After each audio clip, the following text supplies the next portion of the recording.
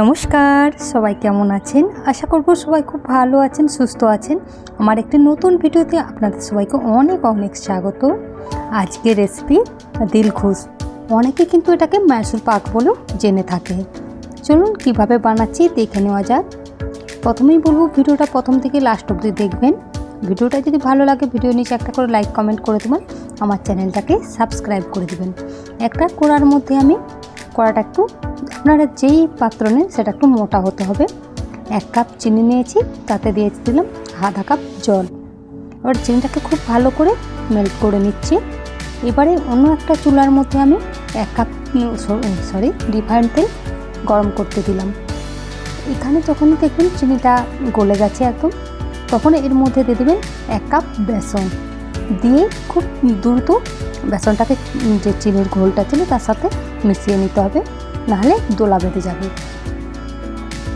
দেখুন বেসনটা দিয়ে আমি 3 থেকে 4 মিনিট এটাকে খুব ভালো করে মিক্স করে নিয়েছি। একদম সুন্দর মিক্স হয়ে গেছে, দেখতেই পাচ্ছেন।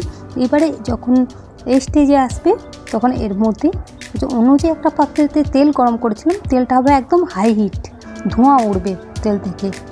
ওখান থেকে একটু একটু করে তেল নিয়ে এই বেসনের মধ্যে দিয়ে দিন, আর দেওয়ার সাথে সাথে বেসনটাকে চালাতে হবে।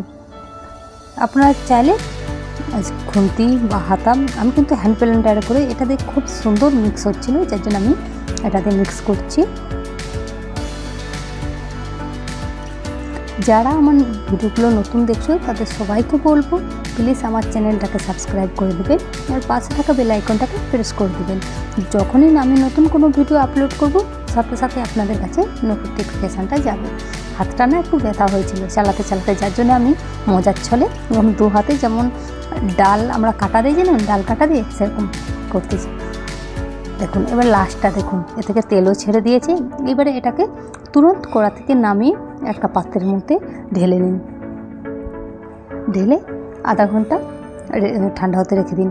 তার আগেই এটাকে কাটবেন পিস পিস করে। যদি একদম ঠান্ডা করে নেন না, পিস পিস করে কাটতে গেলে এটা ভেঙে যাবে, যেটা আমি করেছি। দেখুন কত সুন্দর হয়েছে। আমি যখন হাতে দিয়ে ভাঙছি তখন ওটা কিন্তু গরম ছিল।